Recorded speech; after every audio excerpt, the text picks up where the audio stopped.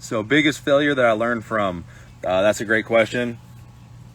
And I would say the biggest failure for me, I felt like, was in 2017 World Championships. That was just a difficult meet.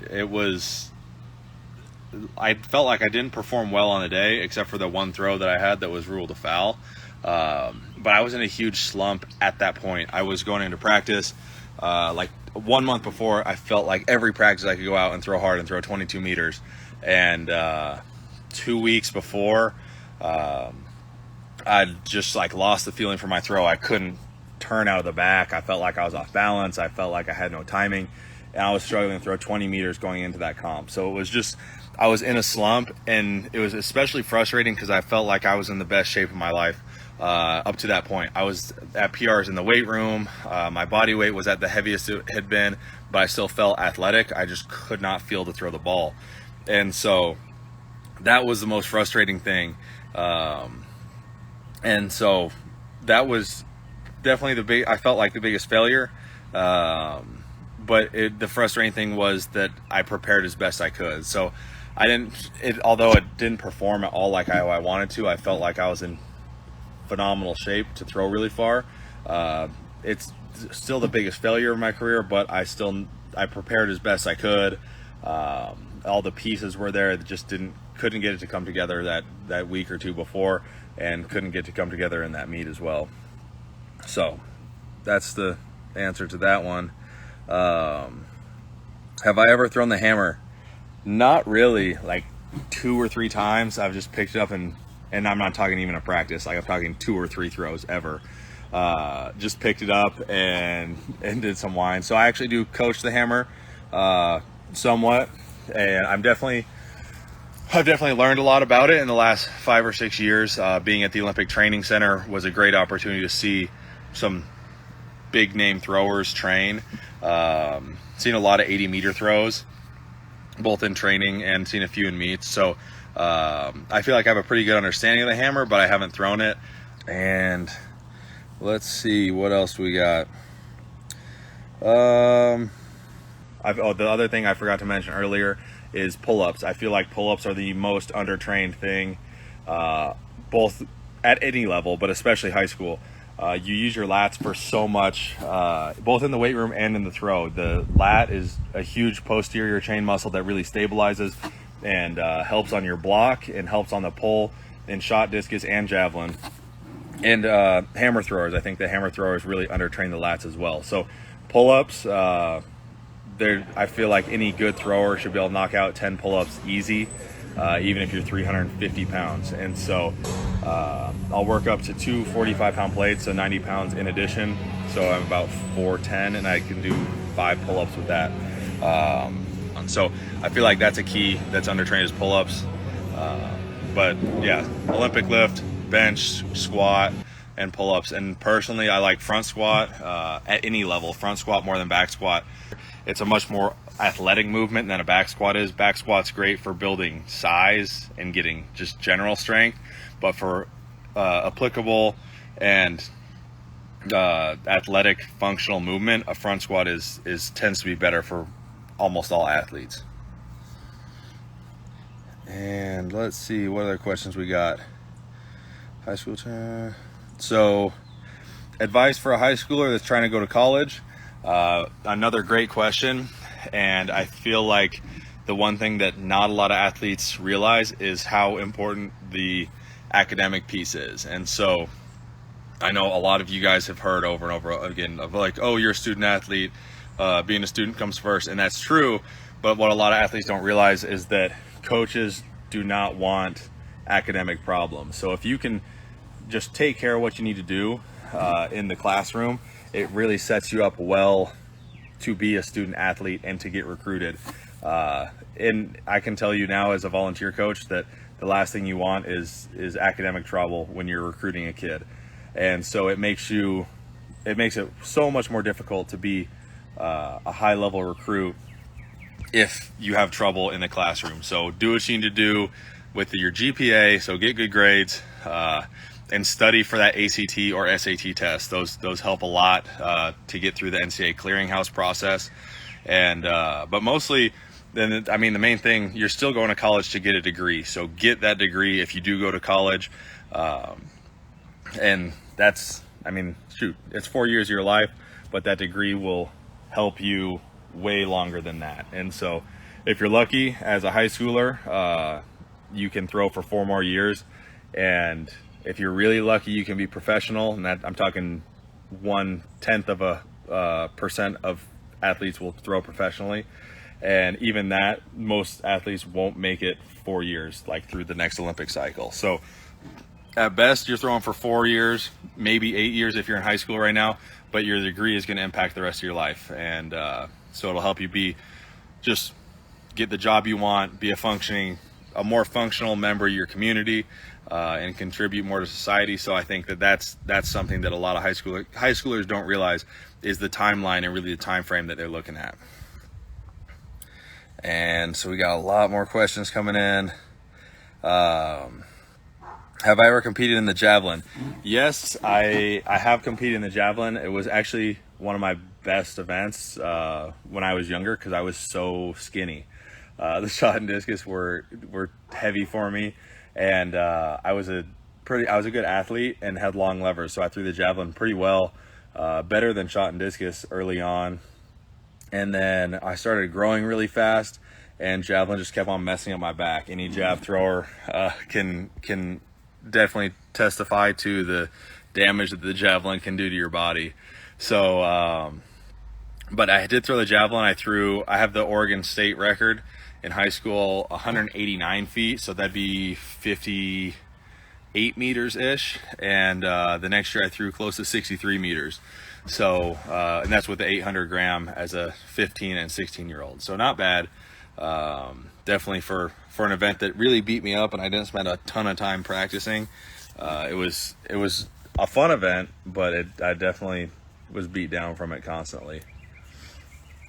And so another good question, what taping or wrapping method do I prefer? And so I've kind of changed it changed for me throughout the years. So they changed the rule a couple of years ago that you can tape above the wrist. So before it was only below, and so now you can tape above the wrist onto the hand. And so I tape my fingers only when I throw hard. I think a key with that is you still want strong fingers. I mean, you can see my hand is pretty swollen and big. But so I usually only tape the fingers when I'm throwing hard, and that might be once a week, once every 2 weeks. And even so, you still have to be able to spread them independently. So I'm talking about just going down pretty much from the top knuckle here down to the base. And then I tape my wrist just with standard athletic tape from the wrist down, and about from my wrist to a third of the way to my elbow. And over the top of that, I've been using a boxing wrap just because I go through a lot of tape. And tape is expensive, so I go through about a case of tape a month. But once again, it's whatever works for you. I feel like a lot of athletes over tape. You want it to be firm and feel like you're strong and supporting your wrist, but you don't want it to the point that it's like crushing it and cutting off circulation, and you lose that feel of still getting a flip on the ball. A lot of guys, like, they just tape it until it's like an oven mitt and then just throw out of their palm. And I feel like that you're kind of if you lose that finesse feel, or if you have just like swelling, bruising, anything like that, you're probably taping too hard. So figure out what works for you. It's kind of a preference thing. I know athletes that have thrown at a high level with only a boxing wrap, some only tape, and some only just like a wrist support. So it's really a personal preference. Find something that supports you but lets you still move and be comfortable. And how many throws do I take a practice? So that varies a lot from off season to in season, and then both in season early and kind of championship.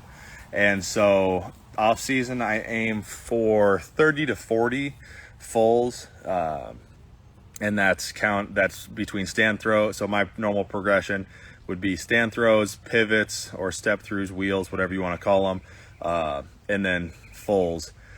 And I'm not a huge fan of a South African style movement, just because it's different than what the full throw is. The stand throw and the pivot are still parts of the full, but the thing with the South African is you can you generate force with that right foot out the ring, and so it makes the ring feel bigger. So for a taller guy like me, it enforces a lot of bad habits. And so I'll take 30 to 40 throws total from stands, pivots, and fulls in the off season, and it's a pretty even split at that point. So I might do 10 so it'd be 10 stands, 10 pivots, 10 to 20 fulls, and then as the season comes on, it becomes more loaded on fulls.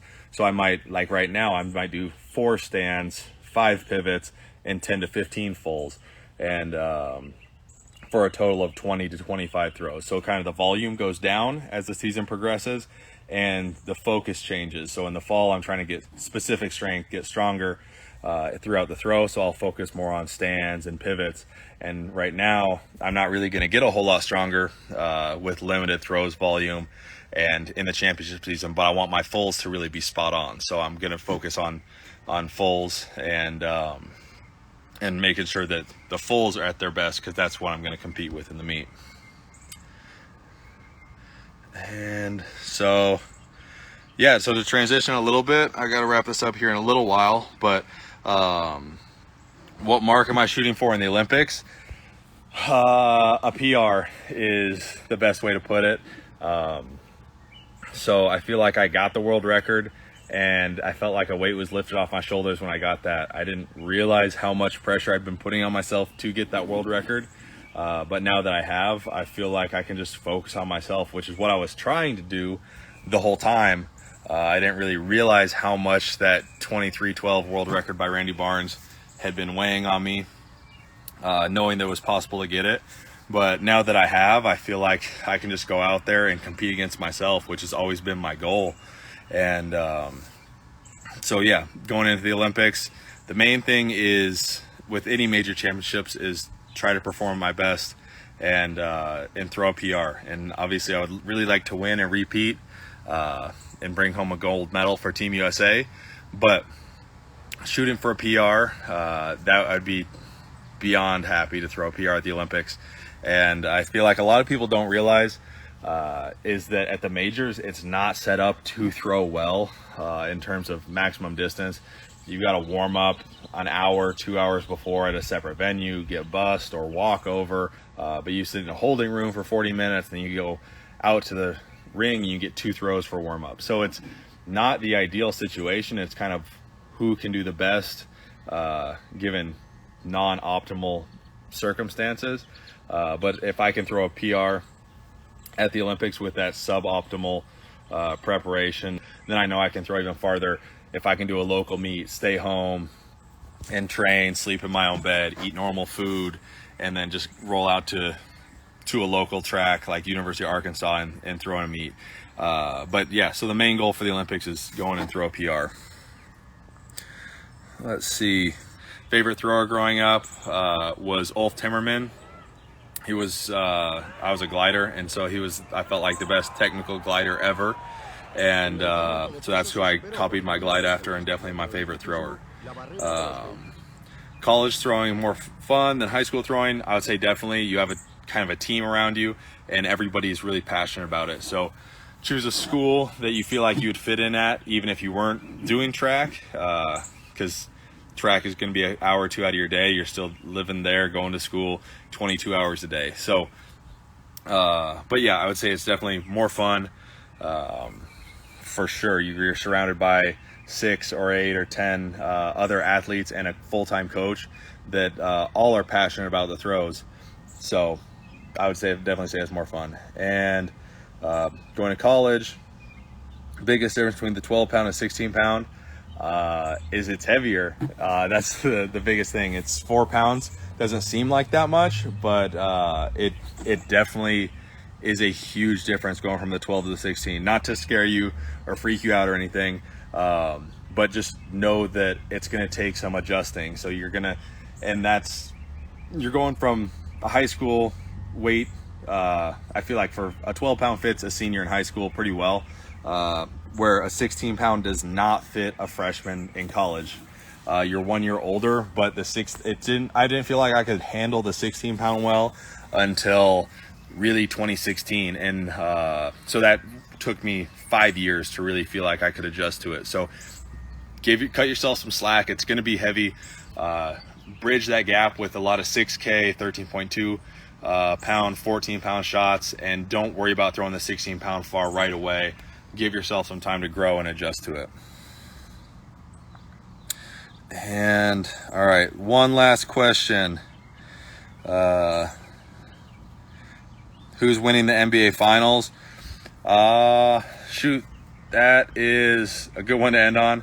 I don't know. I like the Bucks with Giannis are pretty good, but I do think Phoenix is playing better basketball right now. I love Chris Paul. I feel like he's a passionate guy, and I feel like he is in it for his teammates and plays for the right reasons. Hard worker, dedicated, and I really want to see him win an NBA Finals, so I'm going to go with Phoenix Suns. But thanks, guys, for the support. I wish I could have gotten to all your questions. I'm going to try and do this again for the next, I don't know, block of time, maybe once a week from now till Tokyo. Help grow the sport a little bit, and bring some more attention to the shot put and track and field as we get ready for the Tokyo Olympics. So I appreciate you guys. Thanks for tuning in, and I will check back with y'all here later on this week. All right, bye.